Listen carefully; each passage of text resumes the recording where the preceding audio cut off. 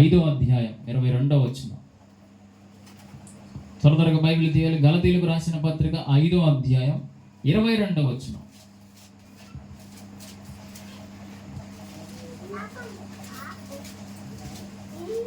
గలతీయులకు రాసిన పత్రిక 5వ అధ్యాయం 22వ వచనం.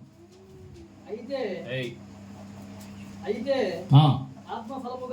ఆత్మ ఫలమేమనగా ప్రేమ, సంతోషము, సమాధానము, దీర్ఘశాంతము,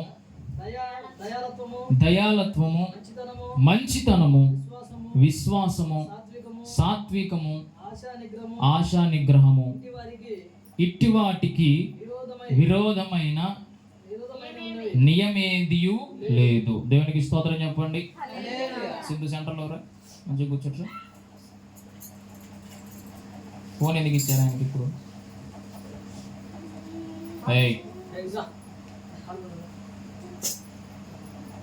హల్లెలూయా. రైట్.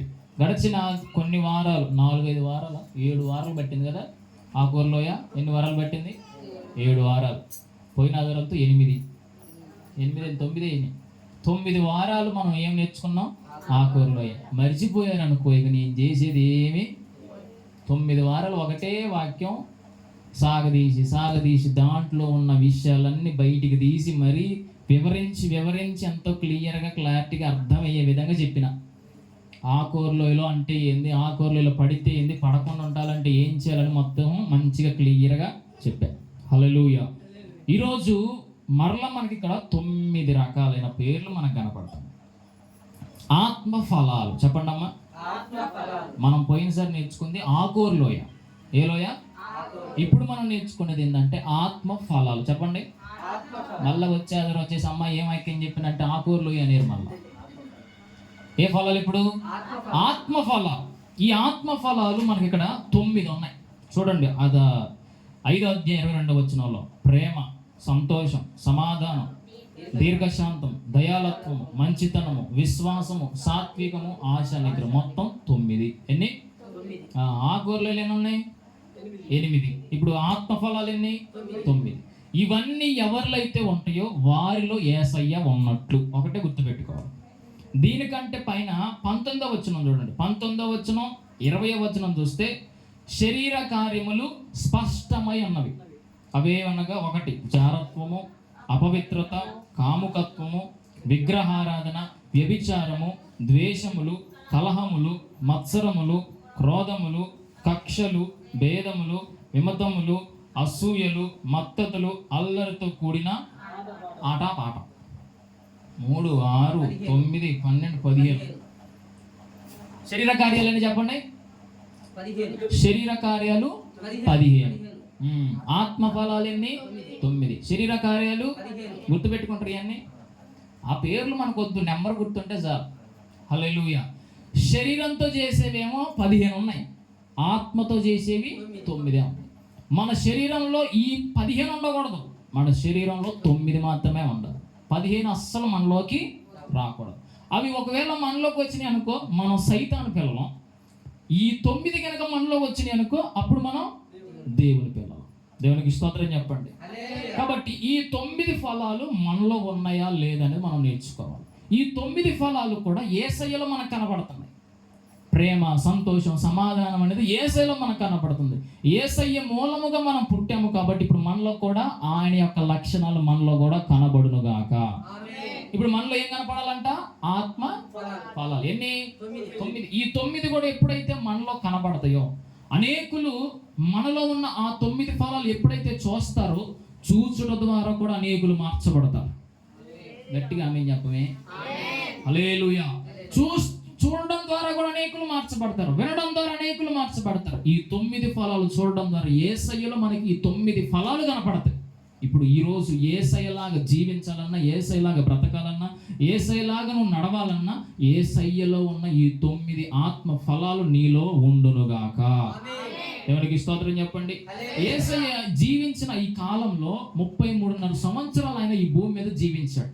ఈ 33.5 సంవత్సరాల్లో ఆయన సేవ చేసింది కేవలం 3.5 సంవత్సరాలు. తల్లిదండ్రుల దగ్గర 30 సంవత్సరాలు ఉన్నాడు. ఎన్ని సంవత్సరాలు? తల్లిదండ్రుల దగ్గరే వాళ్ళు చెప్పిన పని చేశారు, వాళ్ళు ఎటు పొమ్మంటే అటు పోయిండు, ఏది చెబితే అది చేసిండు 30 సంవత్సరాలు. కానీ 31, 32, 33, 33.5 అంటే ఎన్ని సంవత్సరాలు ఇప్పుడు? 3.5. ఈ 3.5 సంవత్సరాలు దేవుడు ఏం చేసిండంటే పరిచర్య చేశాడు, సువార్తను ప్రకటించాడు. దేవుడు ఆయనకి ఏ పని అయితే అప్పగించాడు, ఎందుకు భూలోకానికి వచ్చాడో ఆ పనులు చేశాడు. ఆ పని చేస్తున్న సమయంలో ఆయనలో ఈ 9 లక్షణాలు కనపడ్డాయి. దేవునికి స్తోత్రం. ఆయనలో ఉన్న లక్షణాలన్నీ ఇప్పుడు మనలోకి రేపు చెప్తారా? మరి అంత గ్యాప్ ఎందుకు? దేవునికి స్తోత్రం చెప్పండి. కాబట్టి ఎప్పుడైతే ఈ 9 లక్షణాలు మనలో ఉంటాయో మనం కూడా యేసయ్యలాగా మార్చబడతాము, మనము కూడా పరలోకంలో అడుగు పెడతాం. దేవునికి స్తోత్రం. కాబట్టి మొట్టమొదటిగా అక్కడ మనకు కనబడుతున్నది ఏంటంటే యేసయ్యలో ఉన్న మొట్టమొదటి లక్షణం ఏంటంట? ప్రేమ. చెప్పండి, ఏంటదంట? ప్రేమ. ఇప్పుడు ఎవరిలో ఉంది ఈ లక్షణం?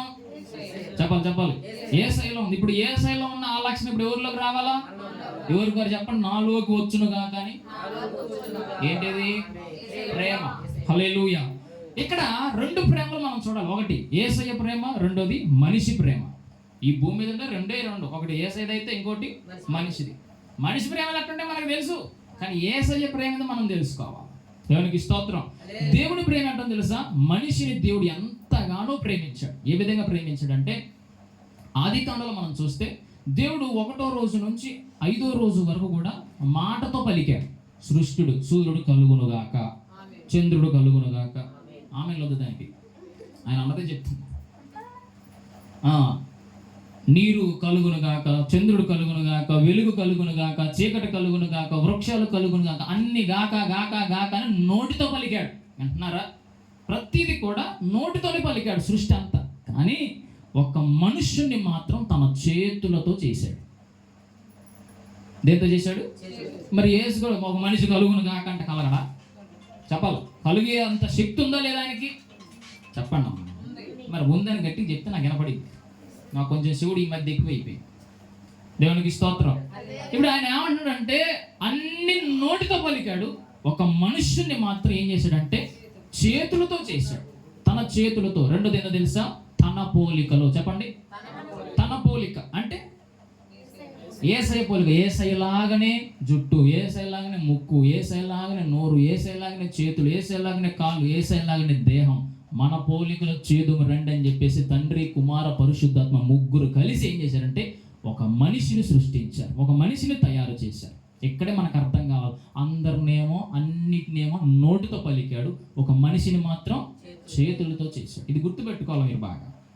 ఒక మనిషిని కూడా మనం చూడండి, ఇప్పుడు ఒక వ్యక్తి మనం ప్రేమిస్తున్నాం అనుకోగానా, నాది వచ్చే నెల 3వ తారీఖు నాది పెళ్ళి ఉంది, కానీ ర్యాండ్ అనేది ఎట్లా ఉంటుంది? ఇంటికి పోయి కార్డు ఇచ్చేది ఎలా ఉంటుంది?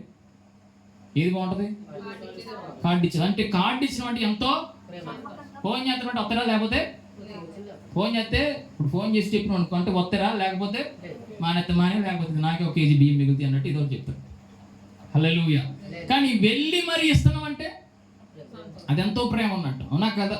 రకరకాలైన ప్రేమలనే లోకంలో. కానీ దేవుని ప్రేమ ఏ విధంగా ఉంటుందంటే నిన్ను ప్రేమించడానికి ఆయన ప్రాణం పెట్టేశాడు, నీతో ఉండాలని అని చెప్పేసి తండ్రి ఏం చేశారంటే కుమారుణ్ణి, యేసయ్య అనే కుమారుణ్ణి లోకానికి పంపించాడు. దేవునికి స్తోత్రం. ఆయన చూడండి, మనుషులతో స్నేహం చేయాలని మొట్టమొదటిగా దేవుడు ఏదెను తోటలోకి వచ్చాడు. ఎక్కడికి వచ్చాడు? ఏదెను తోటలోకి వచ్చాడు. అయితే ఏదైనా తోటలో ఉండంగా నివాసం చేశారు బాగానే ఉంది. కొన్ని రోజులకి అవ్వ ఆదాము చేసిన పొరపాటును బట్టి దేవుడు మరలా ఏదైనా తోటలో నుంచి వెళ్ళిపోయాడు. హల్లెలూయా. రెండోదిగా దేవుడు ప్రత్యక్షపు గుడారంలోనికి వచ్చాడు. దేంట్లోకి వచ్చాడు? మొదటికి ఎక్కడికి వచ్చాడు? గుర్తుంటారా? ఎక్కడికి వచ్చాడు? ఏదైనా తోటలోకి వచ్చాడు. రెండోదిగా గుడారంలోకి వచ్చాడు. గుడారంలోకి వచ్చిన అక్కడ సేవకుని యొక్క పిల్లలు చేసిన పొరపాటును బట్టి, పాపాలను బట్టి దేవుడు ఏం చేసినంటే ఆ గుడారాన్ని కూడా వదిలిపెట్టి, చెప్పండి, మొదటి గాడికి వచ్చాడు తోటలోకి, రెండోది గుడారంలోకి వచ్చాడు. ఇప్పుడు ఏం చేసిండే దేవుడు? మూడోదిగా సొలొమోను కట్టిన మందిరంలోనికి వచ్చాడు. మూడోది ఎక్కడికి వచ్చిండు? మందిరం. ఎక్కడికి వచ్చాడు? మందిరంలోకి వచ్చాడు. ఇప్పుడు మందిరంలోకి వచ్చిన ఇజ్రాయేలు చేసిన తప్పును బట్టి మరలా అందరితో కలిసి ఉందాం, ప్రేమించుకుందాం, అందరం కలిసి ఉందాం అని చెప్పేసి దేవుడు వస్తుంటే మనుషులు ఏం చేస్తున్నారంటే మరలా ఆయన్ని చేయనొప్పులేస్తుంది, తిప్పి ఎంతసేపు చెప్తారు? పంపిస్తున్నారు. మళ్ళా మనుషులు ఏం చేస్తున్నారు? పంపిస్తున్నారు. మొదటి గడికి వచ్చాడు, ఏదైతే పడతారు. రెండోదిగా గుడారంలోకి, మూడోదిగా మందిరంలోకి వచ్చాడు. ఇప్పుడు నాలుగోది ఏంటో తెలుసా? మనిషిలాగా భూమి మీదకి వచ్చాడు. ఎట్లా వచ్చాడు? మనిషిలాగా. అచ్చం మనిషిలాగానే ఈ భూమి మీదకి వచ్చాడు. అందరితో మాట్లాడు, అందరితో కలిసి ఉంటున్నాడు, అందరితో ప్రేమిస్తున్నాడు, అందరికి ఏది కావాలంటే అది ఇచ్చేస్తున్నాడు దేవుడు. యేసయ్య కుమారుడుగా ఈ లోకానికి వచ్చి అందరికి ఏది కావాలంటే అది ఇచ్చిండు అందరూ బాగానే ఉంది. కానీ ఒక రోజు ఆ మనుషుల్లో ఏం చేశారంటే, ఈయన శిలువ వేసి చంపేయండి అన్నారు. ఎవరు? మనమే. ఎవరో కాదు మళ్ళీ. అంటే ఇప్పుడు ఏం చేసాం తెలుసా? ఏదైనా తోటలోకి వస్తే ఉండనీలే, గుడారంలోకి వస్తే ఉండనీలే, మందిరంలోకి వస్తే ఉండనీలే, మనిషిలాగా వచ్చినా కూడా ఉండట్లే. చంపేయాలి అని యేసయ్యని శిలువ వేసి చంపేయాలని చెప్పేసి మరలా శిలువ వేసి చంపేసి మరలా పంపించినాం. పోయినా వెళ్ళిపోలేదా?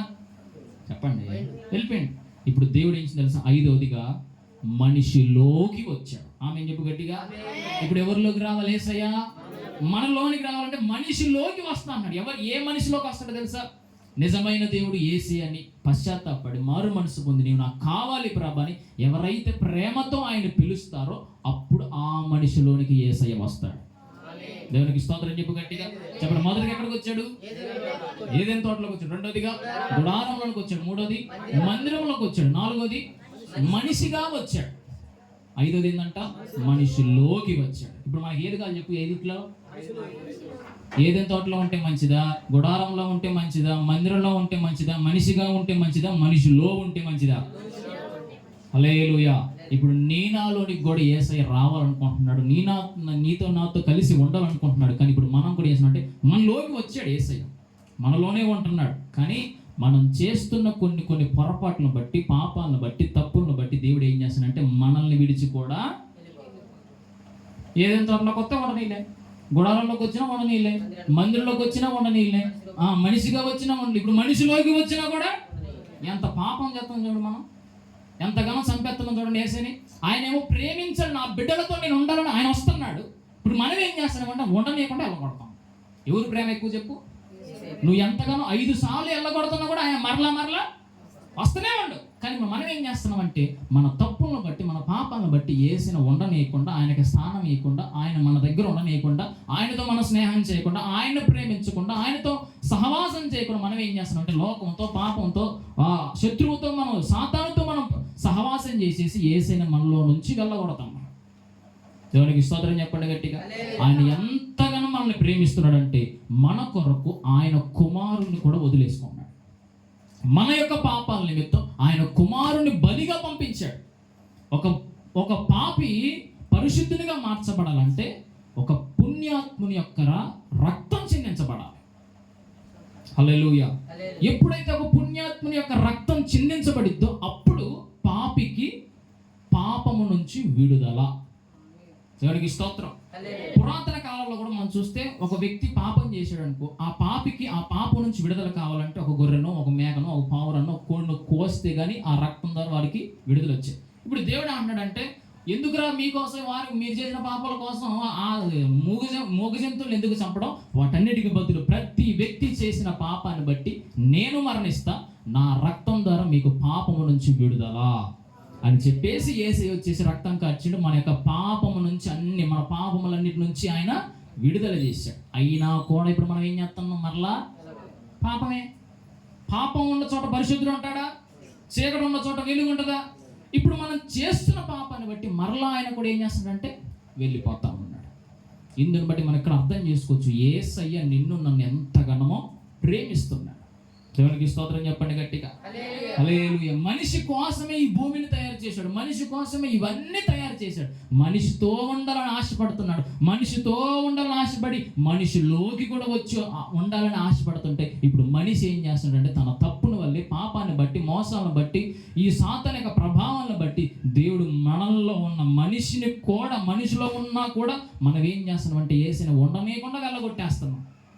ఎవరు దుర్మార్గం? ఇప్పుడు మనమే. ఆయనేమో ప్రేమించాలనుకుంటున్నాడు, ఆయనేమో మనతో సహవాసం చేయాలనుకుంటున్నాడు, ఆయన మనతో ఉండాలనుకుంటున్నాడు. కానీ మనం ఏం చేస్తున్నామంటే ఆయన ఉండనీయట్లే, ఆయనేమో మనం దగ్గర రానియట్లే. మన పాపాలను బట్టి, తప్పులను బట్టి మరలా బయటికి వెళ్ళిపోయా, నువ్వు నాకు వద్దయ్యా అని చెప్పేసి ఇండైరెక్ట్గా చెప్పేస్తున్నాం. దేవునికి స్తోత్రం చెప్పండి గట్టిగా. హల్లెలూయా. ఆయన ప్రేమ ఎలాంటిదంటే బదులు కోరనిది యేసయ్య ప్రేమ. బదులు అంటే దాని అర్థం ఏంది చెప్పండి. అంటే దాని అర్థం ఏంది? బదులు కోరనేది అంటే మరలా అడగదు. ఇక ఇప్పుడు నేను ఒకవేళ ఆంటీకి 10,000 సహాయం చేసిన అనుకో, మరలా అడుగుతా. కానీ యేసయ్య ప్రేమ ఎలా ఉంటుందంటే నీకు 1,00,000 రూపాయలు ఇచ్చినా కూడా అడగదు, నీకు 1,00,00,000 రూపాయలు ఇచ్చినా అడగదు. నీకు ఎప్పుడు కూడా సహాయం చేసేదే, బదులు కోరనిదే యేసయ్య ప్రేమ. దేవునికి స్తోత్రం చెప్పండి గట్టిగా. ఆయన ప్రేమ ఎలా ఉంటుందంటే ప్రాణం పెట్టే ప్రేమ, ఆయన సహాయం చేసే ప్రేమ, క్షమించగలిగింది ఆయన ప్రేమ, అడ్డుపడేది ఆయన ప్రేమ. తల్లిదండ్రుల కన్నా, నీ యొక్క కడుపును చీల్చుకుని పుట్టిన నీ పిల్లల కన్నా, నిన్ను కట్టుకున్న నీ భర్త కన్నా, నిన్ను కట్టుకున్న నీ భార్య కన్నా, నీ బంధువుల కన్నా, నీ స్నేహితుల కన్నా, వారందరికన్నా మించిన ప్రేమ యేసయ్య ప్రేమ. దేవునికి స్తోత్రం చెప్పండి గట్టిగా. ఆయన ప్రేమ ఇందాక మనం పాడినగా మరువనిది, మారనిది, విడువనిది, ఎడబాయనిది. మనుషులైతే మర్చిపోతారు, విడిచిపెడతారు, బంధువులైనా మర్చిపోతారు, విడిచిపెడతారు. కానీ యేసయ్య మాత్రం ఎప్పుడు కూడా నిన్ను మరువడు, విడువడు, ఎడబాయడు. దేవునికి స్తోత్రం చెప్పండి గట్టిగా. చూడండి, 1 యోహాను పత్రిక 4వ అధ్యాయం 7వ వచనాన్ని చూద్దాం. 1 యోహాను 4వ అధ్యాయం 7వ వచనం. 1 యోహాను 4వ అధ్యాయం 7వ వచనం.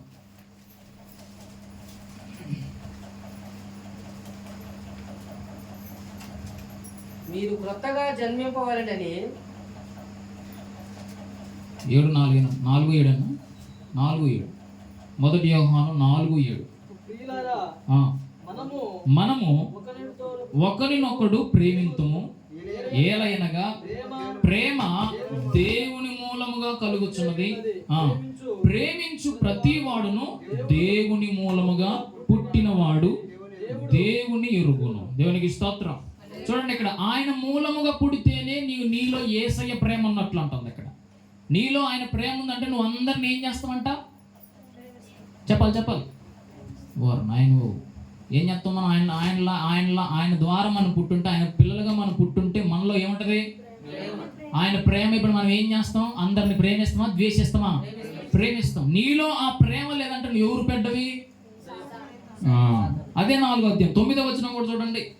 మనము ఆయన ద్వారా జీవించినట్లు దేవుడు తన అద్వితీయ కుమారుని లోకములోనికి పంపాడు. దీని వలన దేవుడు మన యందుంచిన ప్రేమ ప్రత్యక్షపరచబడుతుంది. ఎవరి కోసం కుమారుని పంపిండు? చెప్పాలి. ఎవరి కోసం? మన కోసం. ఎందుకు? మనం పాపంలో ఉన్నాం, మనం లోకంలో ఉన్నాం, మనం శత్రువు చేతిలో నలిగిపోతున్నాం, మనం బాధల చేత నలిగిపోతున్నాం. వీటన్నిటి నుంచి విడుదల కావాలంటే ఒక పుణ్యాత్ముని యొక్క రక్తం చిందించబడాలి అని చెప్పేసి దేవుడు ఏం చేసిందంటే మన మీద ప్రేమతో తన కుమారుణ్ణి మన కోసం వదిలేసుకున్నాడు. నీ పిల్లల్ని, నీకు పుట్టిన పిల్లని ఒక 10 రోజులు బయటకు వదిలేస్తావు? 10 రోజులు దాకా ఒక్క రోజు వదిలేస్తావా? ఇంట్లోనే నీకు ఒక నిమిషం కనపడకపోతే కళ్ళు మొత్తం 24 గంటలు తిరుగుతూనే ఉంటుంది. ఇంటి చుట్టూ తిరుగుతున్నట్టు, ఏడుండో నా బిడ్డ ఏడుండో, నా పిల్లగాడు ఏడుండో, సట్టుకోలేవు కదా.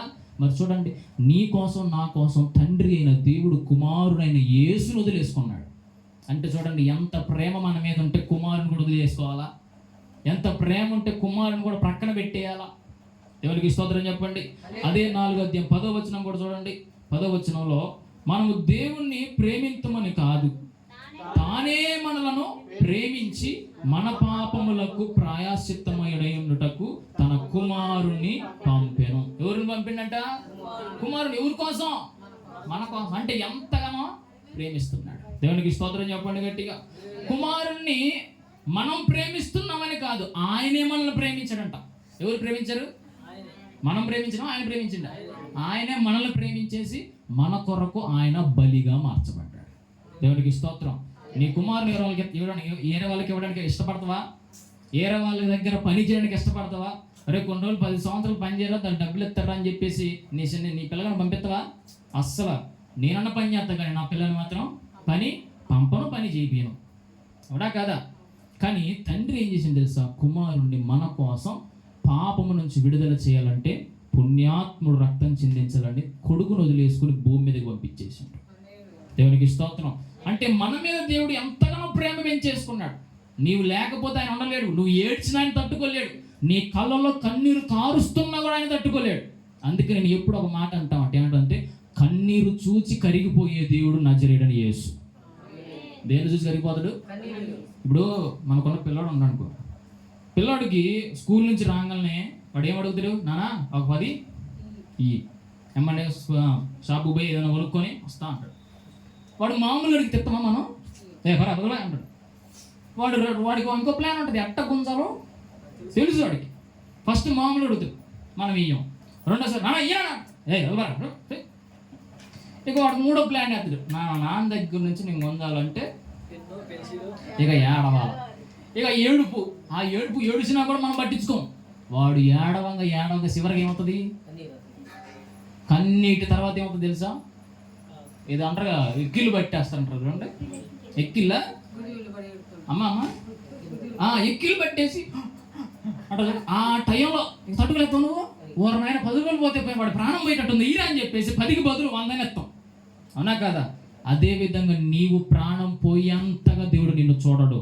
నువ్వు కన్నీరు కారుస్తుండగానే నీ కుటుంబంలో దేవుడు అద్భుతాన్ని చేస్తాడు. దేవునికి స్తోత్రం చెప్పండి గట్టిగా, హల్లెలూయా. అందుకే ఆయన అంటున్నాడు, నీ కొరకు బలివ్వడానికి, నీ యొక్క పాపము నిమిత్తం బలిగా మార్చబడ్డాడు. కుమారుణ్ణి వదిలేసుకున్నాడంటే ఎంత ప్రేమ మన మీద దేవుడు చూపిస్తున్నాడో మనం ఆలోచన చేయాలి. దేవునికి స్తోత్రం చెప్పండి గట్టిగా. కానీ మనిషి ప్రేమ, ఇదంతా ఇప్పటిదాకా నేను చెప్పింది దేవుని ప్రేమ. కానీ మనిషి ప్రేమ ఎందుకంటే తెలుసా? డబ్బును బట్టి మనం ప్రేమిస్తాం, అందాన్ని బట్టి మనం ప్రేమిస్తాం, పేరుంటే మనం ప్రేమిస్తాం, ఆయన పేరుంటే మనం ప్రేమిస్తాం, ఆస్తుంటే ప్రేమిస్తాం, ఇంటికి అన్ని గట్టిగా ఉంటే మనం ప్రేమిస్తాం, 24 గంటలు జేబులు నిండా డబ్బులు ఉంటే మనం ప్రేమిస్తాం, వాడికి అన్నిటికన్నంటే మనం ప్రేమిస్తాం, వాడికి ఆస్తిపాస్తులు బాగుంటే మనం ప్రేమిస్తాం. కానీ నీ దగ్గర ఏమీ ఉన్నా లేకపోయినా ప్రేమించగల దేవుడు ఒక్కడే. ఏ పేరు? ధైర్యంగా గర్వంగా చెప్పాలి, యేసయ్య. యేసయ్య చెప్పండి ఎవరైనా. యేసయ్య. ఆయన ఎంతగానో నిన్ను ప్రేమిస్తున్నాడు కాబట్టి ఆయన నీ దగ్గర నుంచి ఏమీ కూడా కోరట్లా, ఆయన నీ దగ్గర నుంచి ఏమీ అడగట్లే. అడిగేది ఒకటే, ప్రేమే. నన్ను ప్రేమించు చాలు. యేసయ్య మనల్ని అడిగేది ఏంటంటే, నన్ను ప్రేమించరా చాలు, నీకు కావాల్సినవన్నీ నీకు ఇస్తా, నీ యొక్క హృదయంలో నాకు స్థానం ఇవ్వాలి. ఎక్కడ? హృదయంలో ఏమి ఇవ్వాలా? స్థానం ఇవ్వాలి. కానీ ఈ హృదయంలో స్థానం డబ్బుకి ఇస్తాం, ఆస్తికి ఇస్తాం, అంతస్తులకి ఇస్తాం, అమ్మాయిలకి ఇస్తాం, అబ్బాయిలకి ఇస్తాం, పేరుకి ఇస్తాం, ప్రఖ్యాతులకి ఇస్తాం, ఆస్తులకి ఇస్తాం, అంతస్తులకి ఇస్తాం, మనకి ఇష్టమైన వాటికి ఇస్తాం. కానీ మన హృదయాన్ని యేసయ్యకి మాత్రం చెప్పు గట్టిగా ఇవ్వం. ఇప్పుడు ఇవ్వకపోవడం వల్ల దేవుడు కూడా మానేసారు, నేను ఎంతగానో ప్రేమిద్దాం అనుకుంటున్నాను, నువ్వు నన్ను ప్రేమించట్లేదు కాబట్టి నిన్ను వదిలిపెట్టి నేను వెళ్ళిపోతాను, bye bye, see you, ta-ta. Hallelujah. గట్టి స్తోత్రం చెప్పండి. డబ్బును బట్టో ఆస్తిపాస్తులు బట్టో మనం ప్రేమించడం కాదు, నిజంగా ఆయనలాగా నువ్వు ఎప్పుడైతే ప్రేమిస్తావో నువ్వు ఆశీర్వదించబడతావు. దేవునికి స్తోత్రం చెప్పు గట్టిగా. కట్టుకున్న భార్య కూడా ఒకరోజు ద్వేషిస్తుంది, కట్టుకున్న భర్త కూడా ఒకరోజు ద్వేషిస్తాడు, పుట్టిన పిల్లలు కూడా ఒకరోజు ద్వేషిస్తారే. కానీ నీవు పుట్టిన దగ్గర నుంచి చనిపోయేంత వరకు కూడా ద్వేషించిన ఒక వ్యక్తి ఉన్నాడు, ఆయన ఎప్పుడు కూడా నేను ద్వేషించడం, ఆయన ఎప్పుడు కూడా నిన్ను వదిలిపెట్టి ఉండలేడు. నువ్వు చేస్తున్న దానిని బట్టే నీ దగ్గర నుంచి ఆయన దూరంగా వెళ్ళిపోతాడే తప్ప నిన్ను ఎప్పుడు కూడా ఆయన విడిచిపెట్టి ఉండలేడు. నీ భర్తని నిన్ను వదిలిపెట్టి ఉంటుంది, నీ భార్యని నిన్ను వదిలిపెట్టి ఉంటుంది, నీ పిల్లలని నేను వదిలిపెట్టి ఉంటుంది. ఎందుకుంటారో బాబు, వెళ్ళిపోతే బాగు, వీడు సత్తే బాగు, వీళ్ళ ఇంట్లో నుంచి వెళ్ళిపోతే బాగు అని ఉంటారే. కానీ యేసయ్య మాత్రం నిన్ను ఎప్పటికి కూడా ప్రేమిస్తూనే ఉంటాడు. ఆయన యేసయ్య మాత్రం ఎప్పుడు కూడా వెతుకుతాడు, నా బిడ్డ ఎప్పుడు వస్తుందా, ఎప్పుడు నాతో మాట్లాడిద్దా, ఎప్పుడు వచ్చేసి నన్ను కలుసుకుంటుందా. ఆయన ప్రేమ అట్లా ఉంటుంది. ఆయనతో మాట్లాడడం అంటే ఏంటి తెలుసా? బైబిల్ చదవడమే. నువ్వు బైబిల్ చదువుతున్నావంట, అబ్బా నాతో మాట్లాడుతుంది, ఇప్పుడు నేను నా బిడ్డతో మాట్లాడని చెప్పేసి ఒక మంచి వచనం ద్వారా దేవుడు నీతో మాట్లాడతాడు. దేవునికి స్తోత్రం చెప్పండి గట్టిగా, హల్లెలూయా. మరి సపోజ్ నీ భార్య అంటే నీకు బాగా ఇష్టం, నీకు భర్త అంటే నీకు బాగా ఇష్టం అనుకో. నీ భర్త అంటే నీకు బాగా ఇష్టం కాబట్టి పొద్దున్నే లేవగానే ఏం చేస్తావు తెలుసా? క్యారేజ్ కడతావు, వంటలు చేస్తావు, ఆయనకి ఇంకేమేం కావాలో అన్నీ చేసి పెడతావు. నీ పిల్లలంటే నీకు ఇష్టం కాబట్టి వారికి వేడి నీళ్ళు పొద్దున్న పెడతావు, వారికి కావాల్సిన టిఫిన్లు చేస్తావు, వారికి కావాల్సిన వంటలు చేస్తావు, వారికి కావాల్సిన బాక్సులు కడతావు, పొద్దున్నే మరి బట్టలు కావాలి అన్నీ చెప్పి రెడీగా పెట్టేసి, అరే నాన్న లేట్రా 5ంటికే నువ్వు లేచేసి వాళ్ళకి కావాల్సినవి అన్నీ చేస్తావు. కానీ 5 కంటే ముందుగా నువ్వు మొదటిగా దేవుని నిజంగా నువ్వు ప్రేమించిన వాడు అయితే 5 గంటల కంటే ముందే లేచి నువ్వు దేవునితో మొదటిగా మాట్లాడతావు. మాట్లాడలేదంటే ఉందా నీలో? మొదటిగా ఎవరు? భర్త, మొదటిగా ఎవరు? పిల్లలు, మొదటిగా ఎవరు? భార్య, మొదటిగా ఎవరు? మన పని, మొదటిగా బయటివే, తర్వాత చివరిలో ఏసయ్యా వందనాలు, మరి నేను బయలుదేరి మరి వ్యాపారానికి వెళ్తున్నా, మరి నాకు తోడుగా ఉండు, నీ యొక్క నువ్వు నా ఇటు చూడు బంగారు దేవదూతలు, ఇటు ఎండి దేవదూతలు, ముందు ఒక దేవదూత, వెనక ఒక దేవదూత, ఎప్పుడు నా చుట్టూ 24 గంటలు 24 దేవదూతలు ఉంచు. మరి నేను క్షేమంగా పోయి వచ్చేంత కావద్దని దయచే. ఎప్పుడు ప్రార్థన చేస్తావు? పొద్దున్న లేచి తిని అన్ని స్నానాలు అయిపోయి ఇక పోయేటప్పుడు, బండి ఎక్కేటప్పుడు, మరి ఆటో దొరికేటప్పుడు, మరి బస్సు ఎక్కేటప్పుడు అప్పుడు ప్రార్థన చేస్తావు. ఎందుకు? మరి క్షేమంగా పోయి మరి లేవాలి కావాలి. మరి లేకపోతే మధ్యలో ఏదన్నా అయిందనుకో నలుగురు ఇద్దరు ఫోటో దండపడిద్ది. ఎందుకు మరి అంత గోళ? ఎప్పుడు నువ్వు ప్రార్థన చేయాలి? నువ్వు నిజంగా ప్రేమిస్తే నీ భర్త కోసం అన్ని తయారు చేసినట్టు నీ తండ్రి అయిన దేవునితో నువ్వు మొదటికి లేవగానే, తండ్రి హాయ్ డాడీ, అట్లా ఉన్నావు డాడీ అడగాల, మాట్లాడాల పొద్దున్న లేవగానే. అది నిజమైన ప్రేమ అంటే. నేను చెప్పేది అవునా కాదా? నువ్వు పొద్దున్న లేవగానే నీ భర్త కోసం అన్ని రెడీ పెడతావుగా, నీ పిల్లల కోసం అన్ని రెడీ పెడతావుగా, నీ భార్య కోసం ఏం కావాలని చెప్పేసి ముందే ఏం కావాలి చెప్పు, ఓకే ఇంకేమైనా కావాలా, అవసరం లేదా, ఏం కావాలి నీ దత్తలే ఉండదు, అడుగుతావా అడగవా? అంటే నీకు ఎంత ప్రేమ ఉంటే అని అడుగుతున్నప్పుడు, మరి నీ భర్త కన్నా, నీ భార్య కన్నా, నీ పిల్లల కన్నా, నీ బంధువుల కన్నా, స్నేహితుల కన్నా అందరికంటే ఎక్కువగా యేసే నిన్ను ప్రేమిస్తున్నప్పుడు మరి ఆయనతో కూడా నువ్వు పొద్దున్న లేచి మాట్లాడాలి. మీరు అడగాలి, అయ్యా మరి నీకు నచ్చినట్టు నేను ఉంటున్నా, నీకు నచ్చినట్టు నేను బ్రతుకుతున్నానా, నీ దగ్గర నేను ఉంటున్నానా, ఇంకేమన్నా నాలో ఏమన్నా లోపం ఏమైనా ఉన్నాయా? ఫర్ సపోజ్ లవర్స్ ఉన్నారు అనుకోండి, అమ్మాయి అబ్బాయికి నచ్చినట్టే బ్రతికిద్దా, అమ్మాయికి అమ్మాయి నచ్చినట్టే బ్రతికిద్దా? ఏమండి ఏం మాట్లాడుకుంటారు ఇద్దరు అట్లా లేలుయా, బాగుంది డ్రెస్, బాగా తీసే మంచిగా ఉడుకుపా అని చెప్పినట్టు అట్లా తిట్టదు. ఎందుకు? మంచిగా చెప్పొచ్చు కదా, సరే సరే సరే సారీ పోయి మంచిగా. ఇప్పుడు ఆడు చెప్పిందని అమ్మ ఏం చేసిద్ది? డ్రెస్ నా ఇష్టం, సుత్తే చూడు లేకపోతే లేదన్నా అనుకో, బ్రేకప్, వెళ్ళిపో, నాకు అవసరం లేదు. ఇంకో నీలాంటి వాళ్ళు చాలా మంది ఉన్నారు నాకు. అంటే ఇప్పుడు ఏం చేస్తుంది అమ్మాయి? ఆ అబ్బాయి మాట వెంటది, ఇక లోపడేసింది. వాడు ఏది చెబితే నిజంగా నువ్వు ప్రేమిస్తే అదే విధంగా చేస్తావు కదా. యేసయ్యను కూడా నువ్వు నిజంగా ప్రేమిస్తే ఆ విధంగానే చేస్తావు. ఆయన తాగొద్దు అనడా, ఓకేయా. ఆయన చూడొద్దు అనడా, ఓకేయా. ఆయన మాట్లాడొద్దు అనడా, ఓకేయా. బైబిల్ చదవడా, చదువుతాయా. నిజంగా నువ్వు ప్రేమిస్తే ఏం చేస్తావు? ఇట్లా చేస్తావు, అవునా కదా. ఒక మనిషి నువ్వు ప్రేమిస్తున్నప్పుడు వాడు చెప్పినట్టు నువ్వు వింటావు. మరి నువ్వు నిజంగా నేను యేసయ్యను ప్రేమిస్తున్నా అన్నదానివి ఆయన చెప్పినట్టుగా నువ్వు చేయాలి కదా. ఆయన ఆజ్ఞలు పాటించాలి కదా, ఆయన దగ్గరకు రావాలి కదా, ఆయనతో రోజు మాట్లాడాలి కదా. నువ్వు మాట్లాడలే, చూడట్లే, మందిరానికి రావట్లే, ఏం చేయట్లేదంటే నీలో నిజమైన ప్రేమ ఏ ప్రేమ ఉంది? నటన, వేషధార ప్రేమ, ఏదో మనుషులకు కనిపించే ప్రేమ మనలో ఉంది. దానికి స్తోత్రం చెప్పండి గట్టిగా. కాబట్టి మనం ఎవరిని ప్రేమించాలి? ఒక 3 విషయాలు చిన్నగా చెప్పేసి ముగించేస్తాం. చూడండి, ద్వితీయోపదేశకాండం 6వ అధ్యాయం, ద్వితీయోపదేశకాండం 6వ అధ్యాయం 4-5 వచ్చిన. ద్వితీయోపదేశకాండం 6వ అధ్యాయం 4వ వచ్చిన. 4 ఇశ్రాయేలు వినుము, మన దేవుడైన యెహోవా అద్వితీయుడగు యెహోవా నీ పూర్ణ హృదయముతోనూ, నీ పూర్ణ ఆత్మతోనూ, నీ పూర్ణ శక్తితోనూ నీ దేవుడైన యెహోవాను ప్రేమింపవలెను. దేవునికి స్తోత్రం. ఇప్పుడు చూడండి, నాకెళ్ళండి, మనం ప్రేమించాలి, మనలో ప్రేమ ఉండాలి. ఎందుకంటే యేసయ్యలో ప్రేమ ఉంది కాబట్టి మనలో కూడా ఏ ఫలం ఇది? ఎన్నోది ఇది? ఎన్నోది ఇది? ఫస్ట్దే, ఇంకా రెండోది ఫస్ట్దే అయిపోవాలా. అంటే వాదనకు ఒకటి, మళ్ళీ ఇది కూడా అంతే. ఈ ప్రేమ మొట్టమొదటి లక్షణం కాబట్టి దేవుడు అంటున్నాడు, మొట్టమొదటిగా మనం ఎవరిని ప్రేమించాలంటే పూర్ణ హృదయముతో, పూర్ణ ఆత్మతో, పూర్ణ శక్తితో నీ దేవుడైన యెహోవాను ప్రేమించాలి. చెప్పండి, ఇప్పుడు ఎవరిని ప్రేమించాలా? దేవుణ్ణి ప్రేమించాలి. ఎవరిని ప్రేమించాలా?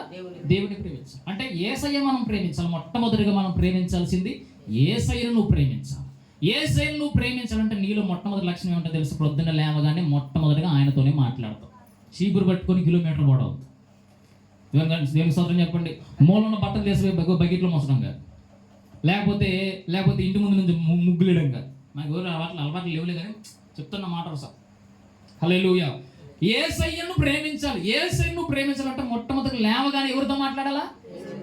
నువ్వు నిజంగా యేసయ్యతో పొద్దున లేవగానే భర్తతో మాట్లాడడం కాదు, భార్యతో మాట్లాడడం కాదు, పిల్లలతో, ఎవరితో మాట్లాడు. నీ నోట్ల నుంచి మొట్టమొదటిగా వచ్చేది ఏంటంటే ప్రార్థన.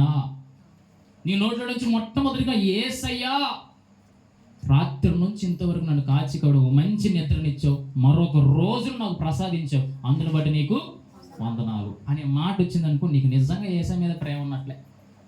హల్లెలూయా. ప్రొద్దున లేవగా నువ్వు ఆయనతో మాట్లాడాలి.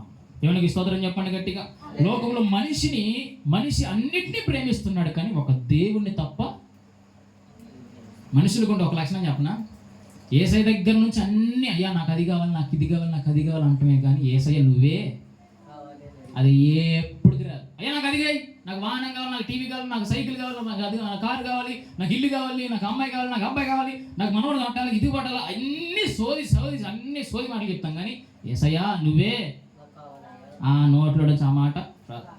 యేసయ్య వద్దు, కానీ యేసయ్య ఇచ్చేయి మాత్రం కావాలి. కానీ నువ్వు మొట్టమొదటిగా కలిసింది నీవే నాకు కావాలి, నీవు ఉంటే నాకు చాలు. ఆయన ఉంటే అన్నీ ఉన్నట్టే మనకి. ఆమె చెప్పమే వద్దా అంటే చెప్తేనే బండి ఆన్లో లేదు. దేవునికి స్తోత్రం చెప్పండి గట్టిగా. లేదు, ఇందాక చెప్పాను కదా, భర్తను భార్య ఏ విధంగా అయితే ప్రేమిస్తుందో వెంటనే అన్ని చేసినట్టు నువ్వు నిజంగా దేవుడిని ప్రేమిస్తే ప్రొద్దున లేవగానే వెంటనే ఆయనతో మాట్లాడాలి. ఆయనతో మాట్లాడడం అంటే ప్రొద్దున లేచి ప్రార్థన చేయాలి. ఆయన నీతో మాట్లాడంటే ప్రొద్దున లేవగానే బైబిల్ చదవాలి. బైబిల్ చదవడం నీకు రాదనుకో, వెంటనే టీవీ ఆన్ చేసి వాక్యం అనాలి. అప్పుడు దేవుడు నీతో మాట్లాడతాడు. ఆ రోజు ఏది మాట్లాడే దేవుడైతే సిద్ధపడ్డాడు అదే నీతో మాట్లాడతాడు, నువ్వు శ్రద్ధగా వినగలిగితే. దేవునికి స్తోత్రం చెప్పండి గట్టిగా. హల్లెలూయా. ఆయన నిజంగా ఆయన్ని మనం ప్రేమిస్తేనంట మనకు 2 ఆశీర్వాదాలు ఉన్నాయి. నిర్గమాకాండం 20:6 మనం చూస్తే ఆయన ప్రేమించి ఆయన ఆజ్ఞలు మనం గైకొంటేనంట 1000 తరాల వరకు దేవుడు మనల్ని కరుణిస్తా అంటున్నాడు. ఎన్ని తరాలు? మన 1000 తరాలు మనం చూస్తామా? ఎన్ని చూస్తాం? మహా అంటే 3, అంతే కదా? 3 4 3 మహా అంటే మట్టమ్మ గారు ఎన్ని చూశారు? 1 2 3 తరాలు చూశారు మట్టమ్మ గారు, అవునా? అంతేనా కదా? డౌట్ నాకు వెళ్ళి చూస్తారే, 3 చూసిందమ్మా. కానీ ఇప్పుడు దేవుడు ఏమంటారో తెలుసా? నువ్వు నిజంగా దేవుణ్ణే ప్రేమిస్తే 3 కాదు, 30 కాదు, 1000 తరాల వరకు దేవుడు కరుణిస్తాడు నీ కుటుంబం అంతటిని. ఎన్ని తరాలు? 1000. మనకు చూసే అదృష్టం లేదులే, కానీ మనం చేసిన ప్రార్థన బట్టి మనం దేవుణ్ణి ప్రేమించి దేవుని ఆజ్ఞల ప్రకారం మనం జీవిస్తే నీ పిల్లల్ని దేవుడు కరుణిస్తాడు, నీ పిల్లల పిల్లల్ని దేవుడు కరుణిస్తాడు, నీ పిల్లల పిల్లల పిల్లలను కూడా దేవుడు కరుణిస్తాడు. ఆమె చెప్పు, చెప్తేనే ఎవరికి స్తోత్రం చెప్పండి గట్టిగా. 2వ ఆశీర్వాదం ఏంటో తెలుసా? సామెతలు 8:21 ఉంది, దేవుణ్ణి ప్రేమిస్తేనంట ఆస్తికి కర్తలుగా చేస్తాడంట. అమ్మయ్యా, ఇప్పుడు మాత్రం చెప్పకుండా వచ్చింది అట్లా. ఎందుకు? ఆస్తి అన్నాడుగా, మరి వస్తుందిగా. ఎవరిని ప్రేమిస్తే? దేవుని ప్రేమిస్తే, యేసుని ప్రేమిస్తే దేనికి కర్త? ఆస్తికి. ఆస్తి అంటే మనకు తెలుసు, ఆ ఆస్తికి వారసులుగా చేస్తాడంట. ఆస్తి దగ్గర అయ్యా మరి ఏం చేయాలయ్యా, అది కాదు సాది. దేవుడు ఏమంటే తెలుసా? ఆస్తికే ఓనర్ అయిపోతావు, యజమానుగా నువ్వు మార్చబడతావు. దేనికి? చెప్పాలా? ఆస్తి పాస్తులకు నువ్వు ఓనర్ అయిపోతావు. నువ్వు ఓనర్ దగ్గర పని చేయడం కాదు, అయ్యా కొంచెం పెళ్ళి ఉందయ్యా, కొంచెం పని ఉందయ్యా, కొంచెం అప్పులు ఉన్నాయి, సాయం చేయ, 10,000 చేయ, 20,000, నువ్వు అడుక్కోవడం కాదు, నీవే అడుక్కునే వారికి ఇచ్చేవాడిగా మార్చబడతావు. ఎప్పుడు? దేవుణ్ణి ప్రేమిస్తే. మొదటిగా దేవుణ్ణి ప్రేమిస్తే నీకు వచ్చే ఆశీర్వాదం ఏంటంట? 1000 తరాలు కరుణిస్తాడు. రెండోదిగా నువ్వు దేవుణ్ణి ప్రేమిస్తే ఆస్తికి కర్తలుగా చేస్తాడు. దేవునికి స్తోత్రం చెప్పండి గట్టిగా. హల్లెలూయా. రెండోదిగా మనం ఎవరిని ప్రేమించాలంటే లేవియాకాండం 19:18 చూడండి. లేవియాకాండం 19:18. 19:18.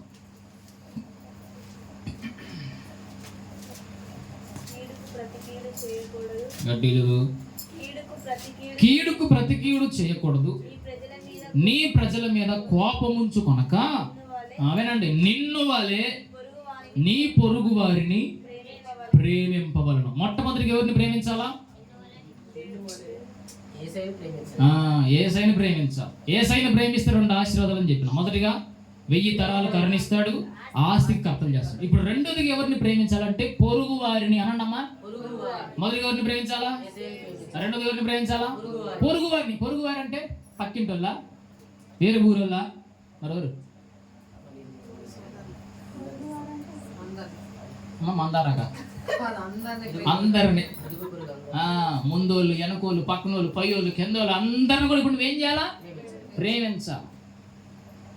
ఎప్పుడైతే నువ్వు పొరుగు వారిని నిన్ను వలె అంటున్నాడు, అంటే నిన్ను వలె అంటే అర్థమైంది చెప్పండి. మనకు మనం ఏ విధంగా అయితే ప్రేమించుకుంటామో, అంటే ఇప్పుడు నువ్వు అద్దం ముందు నేను పోయి నిలబడ్డావు అనుకో, వెంటనే ఏం చేస్తావు? ముందు జుట్టు, తర్వాత కళ్ళు మంచిగున్నాయి, ఐబ్రోస్ మంచిగా, ఏమైనా కోద్దామా, ఏమైనా రాద్దామా, ఏమైనా పోద్దామా, దాని తర్వాత ముక్కు మంచిగుందా, మూతి మంచిగుందా, కళ్ళు మంచిగున్నాయి, చేతులు మంచిగున్నాయి, కాళ్ళు మంచిగా, డ్రెస్ మంచిగుందా అని చెప్పేసి పై నుంచి కింద 3-4 సార్లు తిరుగుతాం అద్దం చుట్టూ. అంటే నిన్ను నీవు ఏ విధంగా అయితే ప్రేమించుకుంటున్నావో అదే విధంగా నిన్ను నీవు ఏ విధంగా అయితే ప్రేమించుకుంటున్నావో నిన్ను వలె నీ పొరుగు వారిని కూడా నువ్వు ప్రేమించుదువుగాక. ఇప్పుడు రెండోది ఎవరిని ప్రేమించాలా? పొరుగు వారిని ప్రేమించాలి. ఒకసారి యెరూషలేము పట్టణం నుంచి ఎరుకో పట్టణం, చెప్పండి, ఎరుకో పట్టణానికి ఒక వ్యక్తి దిగి వెళ్ళిపోతున్నాడంట. యెరూషలేము పట్టణం పైన ఉన్నట్టు ఎరుకో పట్టణం కింద ఉన్నట్టు. ఇప్పుడు ఏం చేస్తున్నాడు? దిగి వెళ్ళిపోతున్నాడు ఒక వ్యక్తి. అయితే వెళుతున్న సమయంలో మార్గ మధ్యలో కొంతమంది దొంగలు వచ్చేసి ఆ వ్యక్తిని కొట్టారు. వింటున్నారా? కొట్టేసి కొద్దిసేపట్లో చచ్చిపోతానని వదిలేశారంట. వదిలేసి ఆయన దగ్గర ఉన్న బంగారం, డబ్బులు, వస్త్రాలు ఏవైతే అవన్నీ దొంగతనం చేసి వెళ్ళిపోయారంట. వెళ్ళిపోయిన తర్వాత ఆ వ్యక్తి అక్కడే పడుకొని ఉంటే ఆ వ్యక్తి దగ్గరికి ఒక లేవీయుడు వచ్చాడంట. ఎవరు వచ్చారు? ఒక లేవీయుడు వచ్చాడు. రెండోదిగా యాజకుడు వచ్చాడంట. ఎవరు వచ్చాడు? మూడోదిగా సమరయుడు వచ్చాడు. ఎవరు వచ్చాడు? 3 పేర్లు గుర్తుంటాయి. అయ్యారు ప్రేమ మొదటిగా మరి ఏసై ప్రేమించమన్నారు, రెండో పొరుగు వారిని ప్రేమించమన్నారు, మరి ఇవన్నీ ఏం దగ్గర, మరి అయ్యన్నీ ఏం దగ్గర సిరా పడుతుంది అయ్యారు అనుకోమాకండి. ఆ వ్యక్తి పడిపోతే మొదటిగా లేవీయుడు వచ్చాడు, చూచాడు, వెళ్ళిపోయాడు, పట్టించుకోవాలి. రెండోదిగా యాజకుడు వచ్చాడు, చూచాడు, పట్టించుకోలే. మూడోదిగా సమరయుడు వచ్చాడు, వెంటనే ఆ వ్యక్తిని తీసుకొని వినాలి, ఒక డాక్టర్ లేకపోతే ఒక వైద్యం పూటకోలు చేసే ఒక ఇంటికి తీసుకెళ్ళి ఆయనకు కావాల్సినవన్నీ కూడా ఆ వ్యక్తి సమరయుడు అనే వ్యక్తి మొత్తం చేసేసి, అయ్యా ఇగో నీకు ఇంకేమైనా ఎక్స్ట్రా డబ్బులు కావాలంటే నేను తర్వాతనే ఇస్తా, ఈయన కావలసిన ప్రతి ఒక్కటి నువ్వు చేసి పెట్టే అని చెప్పేసి ఆయన ఆ ఇంట్లో వదిలేసి ఈ సమరయుడు అనే వ్యక్తి వెళ్ళిపోయాడు. ఇప్పుడు గాయాలతో ఉన్న పడిపోయిన వ్యక్తికి సమరయుడికి ఏమైనా సంబంధం ఉందా? ఏమైనా బంధువులా, ఏమైనా స్నేహితులా, చిన్నప్పటి నుంచి ఏమైనా ఫ్రెండ్షిప్ ఏమైనా ఉందా? ఏమీ లేదు. ఆ వ్యక్తి వారు ఈయనకు తెలియదు, ఈ వ్యక్తి వారు ఆయన తెలియదు. కానీ ఏం చేసింది తెలుసా? నన్ను వల్ల నేను ఏ విధంగా అయితే ప్రేమించుకుంటున్నానో ఆ వ్యక్తిని కూడా నేను ప్రేమించాలని చెప్పేసి సహాయం చేశాడు. అదే ఒక వ్యక్తిని పొరుగు వారిని ప్రేమించడం అంటే. నీ పొరుగువాడు వచ్చేసి నీ దగ్గర ఏదైనా సహాయం అడగచ్చు, మాట సహాయమో, డబ్బు సహాయమో, లేకపోతే ఏదో ఒక సహాయం. లోకల్ చాలా సహాయం నేను అడుగుతారు, కానీ ఆ టైంలో ఉన్నా కూడా నువ్వు లేవు అని అనకూడదు. ఒకవేళ ఉన్నది దాన్ని వేరే దాని కొరకు నువ్వు ఉపయోగించాలనుకో, అన్న నా దగ్గర ఉంది కానీ నాకు వేరే పని ఉందయ్యా, నా ఏమనుకోమా అని చెప్పచ్చు. కానీ కొంతమంది ఉన్నా కూడా లేవు పోయిరా లేవు, సరే నాకు సంబంధం లేదు, నాకు కుదరదు అని చెప్పి ఇప్పుడు ఏమంటున్నావు? నిన్ను వల్ల నీ పొరుగు వారిని నువ్వు ప్రేమించట్లే. నువ్వు నిజంగా ప్రేమించేవాడు అయితే నీకు తోచినంత సహాయం నువ్వు చేయాల్సిందే. దేవుడు అదే అంటున్నాడు, నిన్ను వల్ల నీ పొరుగు వారిని ఏం చేయాలి? ఇప్పుడు నువ్వు ప్రేమించాలి. దేవునికి స్తోత్రం చెప్పండి గట్టిగా, హల్లెలూయా. ఇక మూడోది చూస్తే 5వ అధ్యాయం మత్తయి సువార్త 5:44 చివరిది చెప్పేసి ముగించేస్తా, నిద్ర వచ్చేస్తుంది కొంతమందికి. మత్తయి సువార్త 5వ అధ్యాయం 44వ వచనం.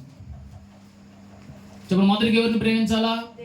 యేసయ్యని ప్రేమించాలి. రెండోదిగా పొరుగు వారిని ప్రేమించాలి. మూడో చూడండి 5వ అధ్యాయం 44వ వచనం. మీతో చెప్పున్నదేమనగా మీరు పరలోకమందున్న మీ తండ్రికి కుమారులై ఉండునట్లు మీ శత్రువులను ప్రేమించుడి, మిమ్మును హింసించు వారి కొరకు ప్రార్థించు. నాకెళ్ళి చూడండి, మనం దేని గురించి మాట్లాడుకుంటున్నాం? ప్రేమ. ఆత్మఫలాలు ఎన్ని? 9లో ప్రేమ ఎన్నోది? 13. మొదటిది. ఈ మొదట్లో ఎవరిని ప్రేమించాలంట? యేసయ్యని ప్రేమించాలి. రెండోది పొరుగు వారిని ప్రేమించాలి. ఇప్పుడు మూడోది ఏముంది? చదివారుగా, శత్రువుని ప్రేమించాలి. ఎవరిని ప్రేమించాలా? శత్రువు అంటే ఇంకా పాపం నాకు తెలుసుగా. హల్లెలూయా. ఎగరు నువ్వు ఏదని చెప్పి నేను చెప్తాను కానీ యేసయ్యని ప్రేమించమంటావా? ఓకే. పొరుగు వారిని ప్రేమించవా? ఓకే. వారితో మాట్లాడ కేవలం కోసుకుంటా కానీ వాళ్ళతో నేను చచ్చిన వాళ్ళతో చచ్చినా కూడా మాట్లాడతాడు. వాడే వచ్చి అయ్యో అని వెళ్ళిపోతాడు వాడే. హల్లెలూయా. ఎవరిని ప్రేమించమంటాడు ఇప్పుడు దేవుడు? శత్రువులు. మరి యేసయ్య ఒక ఎగ్జాంపుల్ చెప్తా.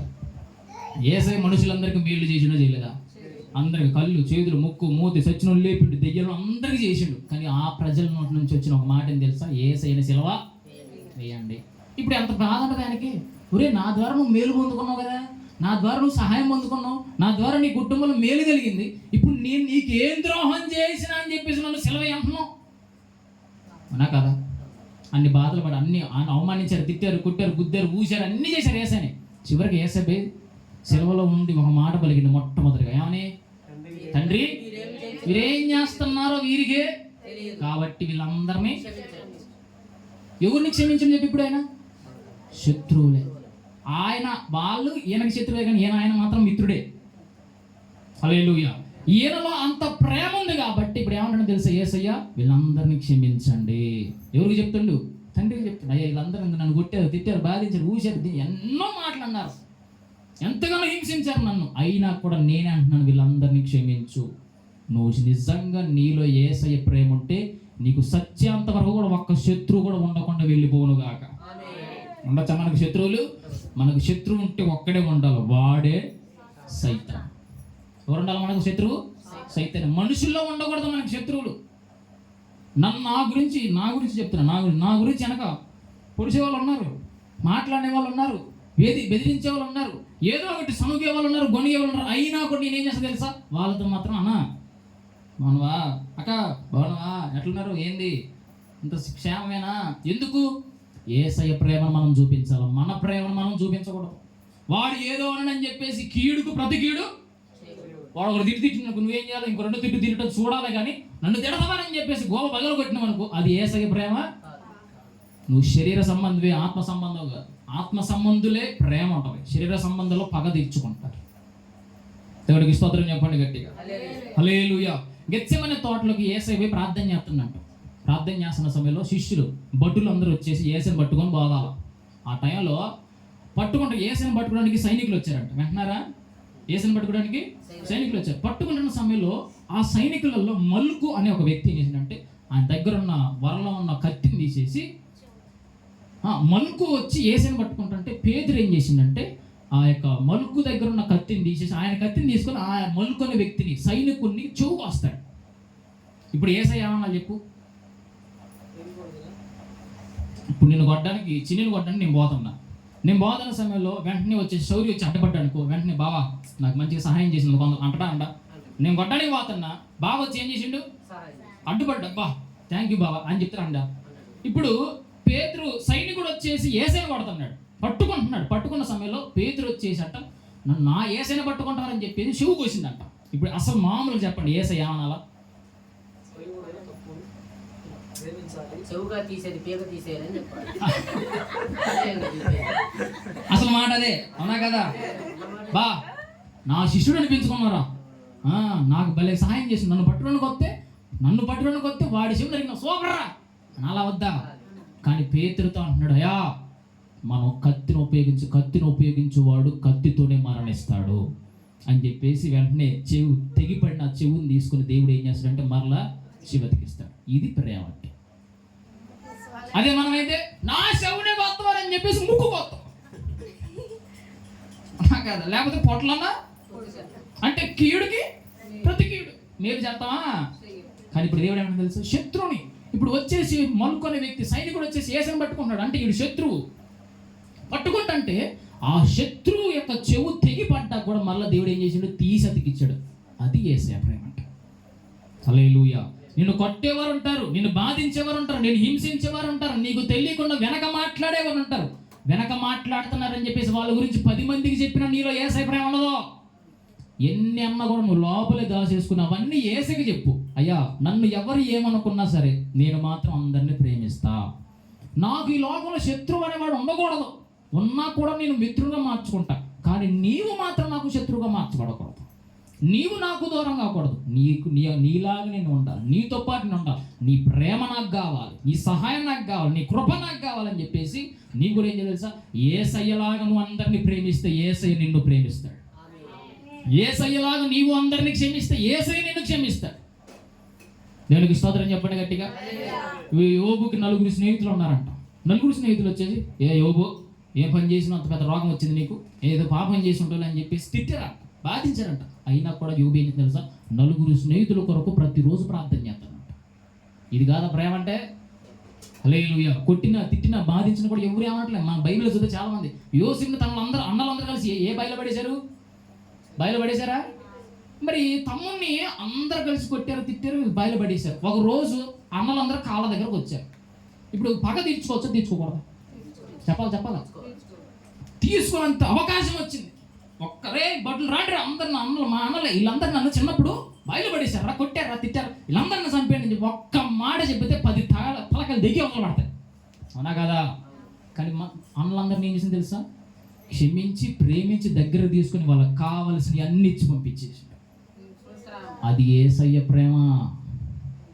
నిన్ను కొట్టాడు నువ్వు కొట్టకూడదు, నిన్ను తిట్టాడు నువ్వు తిట్టకూడదు, నిన్ను ఏదో అని నువ్వు అనకూడదు. ఎవడో నిన్ను ఏదో అన్న సంగతి నీకు తెలిసింది, అయినా కూడా అయ్యా వారు ఏమన్నా కూడా నేనేందో నీకు తెలుసు, నేను మాత్రం ప్రేమిస్తూనే ఉంటా, నేను మాత్రం పలకరిస్తూనే ఉంటా, నేను మాత్రం మాట్లాడుతూనే ఉంటా, నేను మాత్రం క్షమిస్తూనే ఉంటా. ఎందుకంటే నేను నీ బిడ్డను.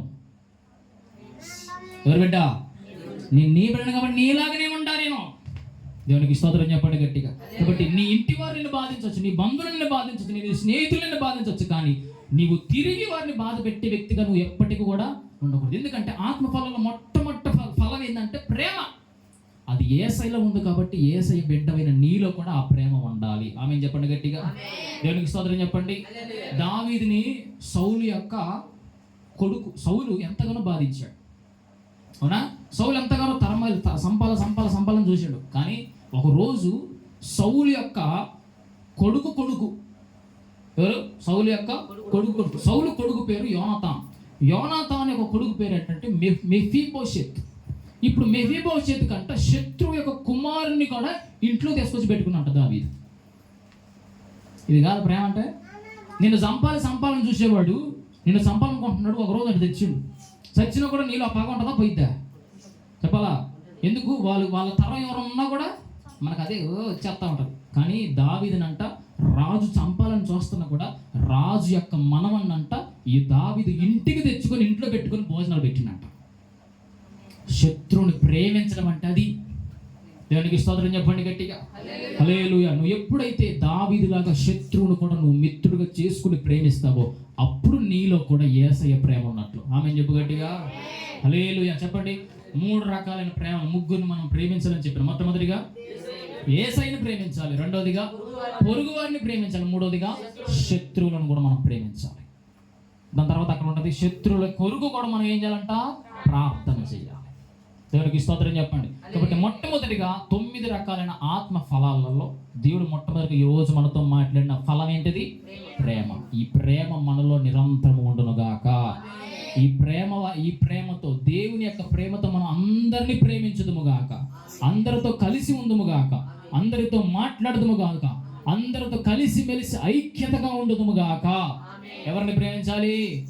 యేసయ్యని ప్రేమించాలి. యేసయ్యని ప్రేమిస్తే 2 ఆశీర్వాదాలు చెప్పిన. మొట్టమొదటిగా 1000 తరాలు కరుణిస్తాడు, రెండోది ఆస్తికి కర్తలు చేస్తాడు, రెండోది ఎవరిని ప్రేమించాలా?